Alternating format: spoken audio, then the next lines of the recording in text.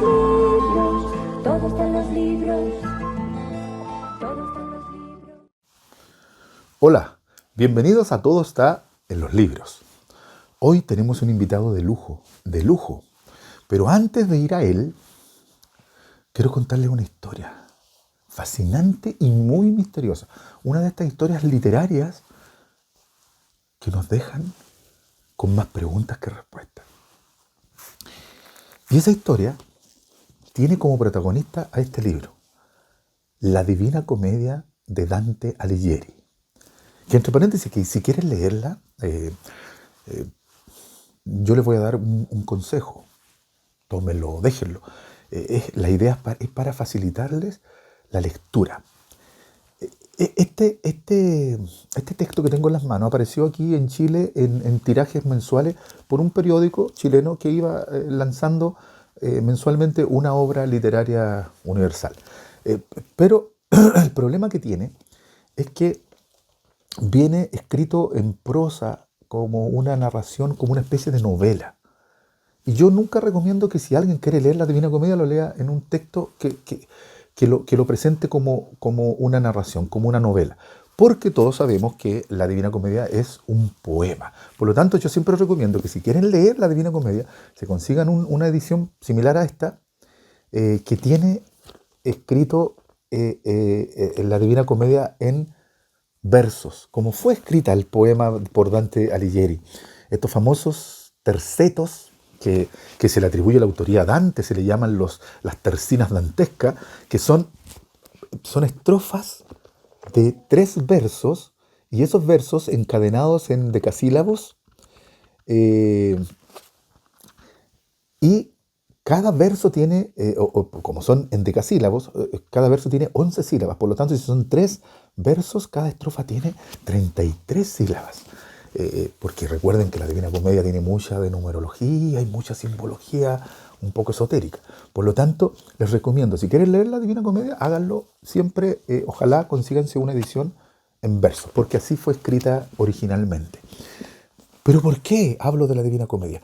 Porque hay una historia que muy pocas personas conocen, y es que la Divina Comedia estuvo a punto de no llegar a nuestras manos. Porque como todos sabemos, la Divina Comedia está dividida en infierno, purgatorio y paraíso, y nada menos que del paraíso se perdieron 13 cantos. De los 33 cantos se perdieron 13. Cuando muere Dante Alighieri en 1321, sus 2 hijos, Jacobo y Pietro, buscaron por toda la casa y no encontraron esos 13 cantos. No estaban por ninguna parte y no los encontraron. Entonces, ¿cómo llegó entonces la Divina Comedia completa a nuestras manos? Quédense hasta el final y lo van a saber. Bueno, y ahora el invitado que tengo para hoy. Permítaseme usar el concepto de Trinidad. Hay una Trinidad literaria en Italia, los más grandes, entre los que está el que ya mencionamos, Dante Alighieri, luego Francesco Petrarca, y al final, nuestro invitado de hoy, el tercero de esa Trinidad, Giovanni Boccaccio, con para mí, la obra magna de Boccaccio, el Decamerón, que es este libro al que me voy a referir en este capítulo de Todos están los libros. El Decamerón tiene un contexto. En la introducción, que se considera un texto histórico, porque Boccaccio fue testigo ocular de lo que menciona en la introducción, está enmarcado dentro de algo terrible que pasó en Europa.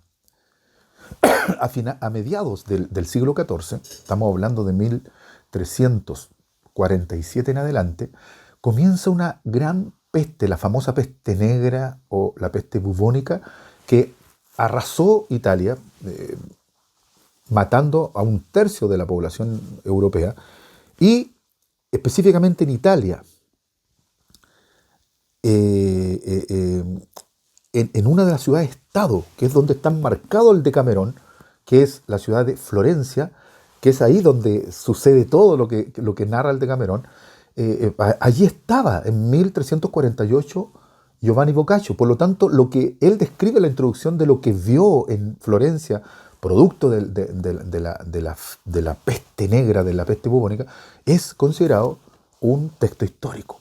Y Boccaccio nos dice que el hedor de los cadáveres en las calles era terrible, la gente se moría sola, abandonada, sin testigos, dice él, porque nadie quería estar cerca de un enfermo.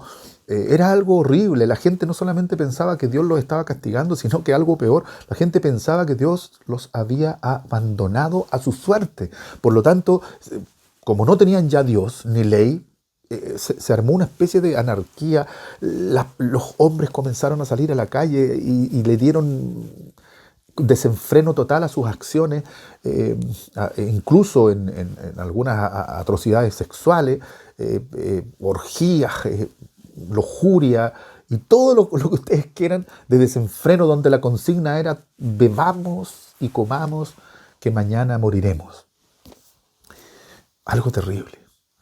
Después que nos describe esto Dante, que ya deja impactado, su narración comienza dentro de una iglesia, la iglesia de Santa María Novella. Y ahí en esa iglesia entran 7 señoritas, 7 jovencitas. Y una de ellas, Pampinea, que era la más locuaz, la líder que tenía este grupo de 7 señoritas, ella les propone una idea. Tenía un proyecto en mente, Pampinea, y le dice: chicas, vámonos. Yo no quiero seguir acá en Florencia contando, oliendo y viendo muerte. Basta, yo me quiero ir. Y yo quiero que se vayan conmigo, vámonos a una de las campiñas que tenemos fuera de Florencia. Ellas eran señoritas de la alta sociedad florentina. Y claro, las chicas se entusiasmaron, les gustó la idea, pero una de ellas, un poco más sensata, más reflexiva, Filomena, le dice: mira, estoy de acuerdo, Pampinea, me gusta tu idea, pero así como están los hombres viviendo hoy en día con ese desenfreno total, 7 señoritas solas en el campo, ¿tú crees que no vamos a estar en riesgo? Y cuando están discutiendo este tema, entran 3 jóvenes, no mayores de 25 años, dice Boccaccio. Uno de ellos enamorado de una de las que estaba ahí, de esas 7 señoritas. Y se acercan, las saludan, conversan un poco y Pampinea inmediatamente les comparte el proyecto y les invita: ¿se quieren ir con nosotros al campo? Salgamos de Florencia. Y ellos inmediatamente accedieron, sí, por supuesto, y se hicieron parte de este proyecto de Pampinea y accedieron a irse con estas señoritas. Bueno, estos 10 jóvenes, 7 damas y 3 varones, se autoimponen una cuarentena en el campo y se van. Boccaccio describe el lugar al que llegaron como un lugar paradisiaco, un lugar hermoso, bello, con naturaleza, un lugar que invitaba a la paz, a la tranquilidad, a la armonía, algo completamente distinto al infierno que estaban viviendo en Florencia. Cuando llegan al lugar, Pampinea dice: miren, yo, como tomó el liderazgo, dijo: yo voy a decir algunas cosas. Aquí vamos a estar durante 2 semanas. Pero de cada semana, de esas 2 días de la semana, nosotros no vamos o mejor dicho, nos vamos a dedicar a hacer trabajos comunitarios y un día lo vamos a dejar como un día sagrado. Por lo tanto, de las 2 semanas nos van a quedar 10 días para nosotros, porque vamos a descontar esos 4 días que los vamos a apartar. Y esos 10 días que quedan para nosotros, yo les quiero proponer la siguiente actividad, dice Pampinea. Nosotros vamos a elegir para cada día a una reina o un rey que va a ser al que le toque liderar ese día. El que lidera ese día es el rey o la reina del día. Y vamos a dedicarnos de cada uno de estos 10 días a contarnos historias. Por lo tanto, van a haber 10 historias diarias, porque los 10 vamos a tener que contar una historia. Y el rey o reina va a imponer cuál es el tema que se va a tratar. A todos les pareció fascinante la idea. Por lo tanto, si iban a haber 10 días y si iban a contar 10 historias diarias, el Decamerón tiene 100 relatos cortos. 100. Como lo llama Boccaccio, 100 novelas, relatos cortos. Entonces, Por eso se llama Decamerón. Decamerón significa 10 días. Por lo tanto, acá hay 100 relatos. ¿De qué tratan estos relatos? Tratan de amor, como tema general, amor, inteligencia humana, muchas veces astucia, y la fortuna humana también. Pero a la vez tienen subtemas. Hay muchos que son cómicos, que uno termina de leerlo y está muerto de la risa. Otros que son un poco grotescos, picarescos. Otros que son patéticos. Hay mucho erotismo también. Lo importante es que no olviden que el Decamerón fue escrito a finales de la Edad Media. A finales de la Edad Media. Mediados del siglo XIV. Y la Edad Media estuvo controlada por un pensamiento dogmático, un pensamiento teocéntrico, donde todo era Dios, y lo que la Iglesia Católica imponía no solamente como dogma y fe, sino como estilo de vida. Por lo tanto, que Boccaccio en el Decamerón haya escrito 100 historias completamente centradas en la humanidad. No hay nada trascendente en esta historia, como lo imponía la Iglesia Católica. Pero lo más significativo de esto es que en plena finales de la Edad Media, pero todavía con la imposición del pensamiento teocéntrico, Boccaccio le dedica, y no es poco decir, a las mujeres el Decamerón. Está dedicado a ellas. Es maravilloso que él se lo dedica a las mujeres, su libro. ¿Pero por qué le dedica el Decamerón a las mujeres? Porque Boccaccio baja de ese altar en que le había puesto la Iglesia Católica a las mujeres, en donde tenían que tener como ejemplo supremo a la Inmaculada Virgen María y a las intachables mujeres de la tradición católica, en donde tenían que limitarse a amar a sus maridos, criar a sus hijos y servir a la Santa Iglesia. Boccaccio las saca de ese altar. Voy a decirlo de una forma un poco más dramática. Las saca del cepo en que las había puesto la Iglesia a las mujeres y las sitúa con los pies bien puestos en la tierra. Por eso las historias de las mujeres que hay acá son historias de mujeres que no tienen miedos ni culpas, mujeres libres de pensamiento y de acción. Mujeres que disfrutan del sexo, mujeres que disfrutan de la vida, mujeres astutas, inteligentes. Esas son las mujeres que presenta Boccaccio. Completamente distinto a la literatura que mostraba a la mujer como una especie de ser puro, inmaculado, apartado, santo de Dios. Boccaccio no sigue esa línea. Por eso es considerado una obra de arte, el Decamerón, porque se opone, plantea la típica rebeldía del humanismo que estaba a punto de empezar, porque estábamos a finales de la Edad Media y ya estaba a punto de venir el Renacimiento. Por lo tanto, esta obra se considera precursora de la literatura renacentista. Boccaccio le dedica el Decamerón a las mujeres. Y aquí hay historias de mujeres tan fascinantes como, por ejemplo, una de unas monjas que están en un monasterio, 9 monjas, y de pronto llega un hombre ahí que se hace el mudo y llega como jardinero. De pronto las monjas comienzan a sentir deseo sexual y finalmente este hombre, por una convención de ellas todas, comienza a satisfacerla sexualmente a todas, como una especie de rey con un harén de 9 monjas, y de pronto el hombre habla porque se hacía el mudo y ella dice, no, fue un milagro de Dios, y lo dejaron trabajando ahí, en donde todas eran felices sexualmente y él obviamente con su harén, yo creo que mucho más. Esa historia está contando aquí Boccaccio. Monjas disfrutando del sexo. Incluso la narración de este pequeño relato, Boccaccio dice, ¿o acaso creen que porque una mujer se pone un hábito deja de ser mujer? Entonces, obvio, estos relatos fueron considerados pecaminosos por la Iglesia Católica. Por eso no dudaron un segundo la Santa Inquisición, el Santo Oficio, de incluir al Decamerón de Boccaccio en este libro, en el Index Librorum Prohibitorum, índice de los libros prohibidos. La Iglesia Católica dijo prohibido leer el Decamerón de Boccaccio porque tiene errores intolerables para la fe y el dogma. Entre paréntesis, todos los libros que están en el Index Librorum Prohibitorum hay que leerlos. Por algo la Iglesia Católica los puso ahí. Bueno, pero aún así, porque esa prohibición vino después de la publicación, ya cuando se masificó el Decamerón. Boccaccio le dedica el Decamerón a las mujeres. Porque Boccaccio era de esos escritores que no concebía a la mujer solamente como una musa inspiradora, como esa musa femenina pura que lo único que servía era para inspirar al escritor.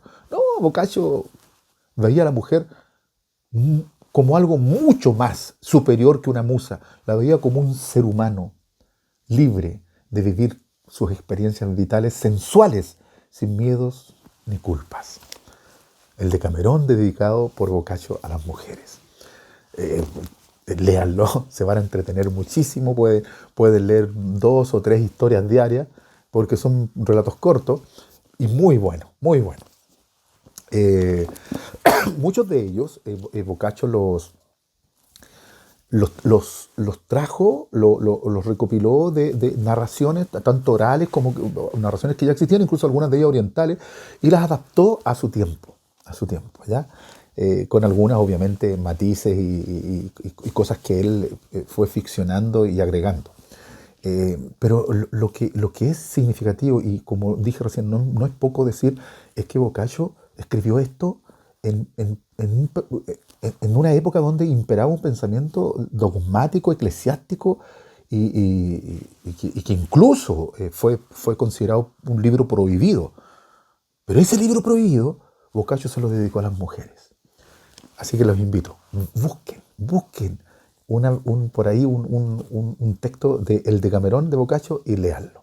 Les va a parecer fascinante. Bueno, pero Boccaccio no solamente se dedicó a escribir obras de arte como esta, sino que también escribió biografías. Pero para mí la biografía más importante que escribió Boccaccio, y yo creo que seguramente para él también, porque él admiraba a esta persona a la que le dedicó una biografía, es nada más y nada menos que a Dante Alighieri, el autor de la Divina Comedia. Él le dedicó la primera biografía de Dante, la escribió Giovanni Boccaccio. ¿Y cómo llamó a esa primera biografía? Tratatello in laude di Dante. Algo así como tratado en alabanza a Dante, que a la lengua española fue traducido como la vida de Dante. Y en ese tratado, o vida de Dante, que escribe Boccaccio, nos habla no solamente de la vida, sino de la obra de Dante, al que él consideraba un maestro. Lo consideraba un ejemplo a seguir como escritor. Pero ¿saben qué? En el Tratatello, el Laude di Dante, o la vida de Dante, Boccaccio nos termina la historia que partí contándoles. ¿Se acuerdan que les dije que la Divina Comedia estuvo a punto de no llegar a nuestras manos? Porque le faltaban 13 cantos, nada menos que del paraíso. Bueno, los hijos de Dante, Jacobo y Pietro, buscaron desesperadamente por toda la casa, y no encontraron. Y yo quiero que ustedes escuchen de la pluma del mismo Giovanni Boccaccio cómo nos cuenta el desenlace de eso. Dice: Jacobo y Pietro, hijos de Dante, ambos poetas, eran poetas también, persuadidos por algunos de sus amigos, se pusieron a suplir la obra paterna en la medida de sus posibilidades para que no quedara inacabada. O sea, ellos empezaron a escribir esos 13 cantos que faltaban. Eran poetas también. Estaban con un tremendo proyecto, porque escribir a la altura de su padre no era fácil. Sin embargo, como no encontraban esos cantos, no les quedaba otra alternativa. Entonces, escuchen bien esta parte, apareció a Jacobo, que era mucho más aplicado en esto que su hermano, una admirable visión, que no solo lo apartó de la estulta presunción, sino que además le mostró, escuchen bien, dónde estaban los 13 cantos que faltaban a la Divina Comedia y que no habían sabido encontrar. Nos narra Giovanni Boccaccio que Jacob soñó una noche. Y en el sueño se le aparece Dante, su padre, con un rostro resplandeciente. Y Jacobo le dice: Padre, ¿estás vivo? Y él responde: sí, pero agrega: pero en la verdadera vida. Interesante. Es la verdadera vida. Luego, Jacobo le pregunta, Padre, cuando estabas en esta vida, ¿escribiste completa tu obra? A lo que contesta Dante en el sueño, sí, la escribí completa. Entonces, a eso, Jacobo le pregunta si había terminado su obra antes de pasar a la vida verdadera. Y él le contesta que sí. A continuación, dice Jacobo que Dante en el sueño le toma la mano y lo comienza a llevar a la habitación en la que acostumbraba a dormir cuando vivía en esta vida. Y tocando un sitio específico de la habitación, le dijo, aquí está aquello que tanto habéis buscado. Y tras decir estas palabras, le pareció a Jacobo que el sueño y Dante se marchaban para siempre. Cuando despierta de este sueño, nos dice Boccaccio, Jacobo se va inmediatamente en plena madrugada corriendo a la casa de un notario, amigo de la familia, admirador de Dante, de su padre. Ese notario se llamaba Piero Giardino. Entonces Piero Giardino escucha la historia que le acabo de contar de labios del mismo Jacobo que había soñado y le dice, a ver, Jacobo, ya va, no se diga más, vámonos inmediatamente a tu casa y veamos si es verdad lo que tu padre en ese sueño te dijo. Se fueron a la casa, fueron a la pared que le mostró Dante, corrieron una especie de entramado de juncos y detrás había una suerte de hornacina. Y él dice lo siguiente, allí estaban los 13 cantos, todos mohosos por la humedad del muro y próximos a corromperse si hubiesen estado más tiempo en aquel lugar. Luego de limpiarlos y leerlos, los reescribieron. Y como era la costumbre de Dante, lo mandaron a las personas que siempre Dante les enviaba sus cantos para que los leyeran y los aprobaran. Luego de ser aprobados, reunieron la obra completa de la Divina Comedia. Esto nos cuenta Giovanni Boccaccio en la biografía de Dante Alighieri. Tratatello in laude di Dante. La vida de Dante. Increíble, una historia increíble. ¿Por qué increíble? Porque Boccaccio era un literato, era un intelectual, era un erudito, era un hombre inmanente, un humanista, con los pies puestos en la tierra. Pero cuando escribe el tratado de la vida de Dante, no duda un minuto en escribir esto, en escribir algo que no tiene nada que ver con el humanismo, con la razón, con la inmanencia humana, sino que es algo completamente trascendente, metafísico, yo diría, casi paranormal. Pero ahí está, en la biografía de la vida de Dante que escribe Boccaccio.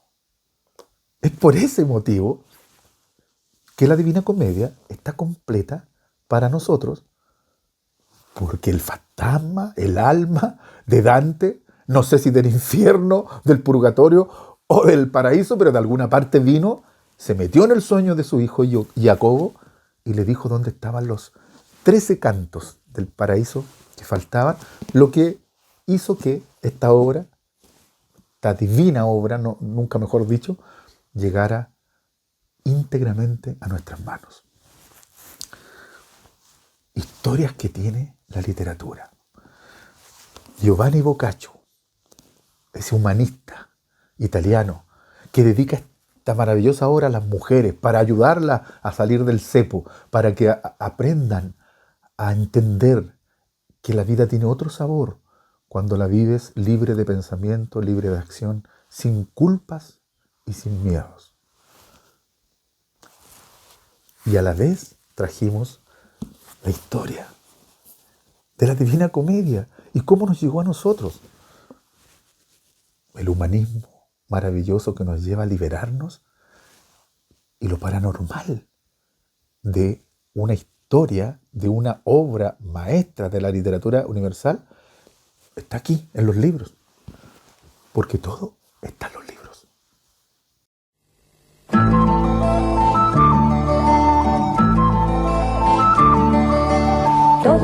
libros.